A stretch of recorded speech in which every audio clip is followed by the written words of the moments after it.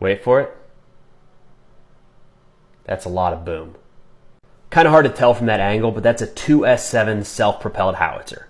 They're in use by both Russia and Ukraine during this war, and they're big. Now, bigger doesn't always mean better, but in the case of artillery, bigger usually means further. And the 2S7 fires a 203 millimeter round. The thing weighs around 250 pounds and can reach targets out past 40 kilometers. That's some serious range for this big guy.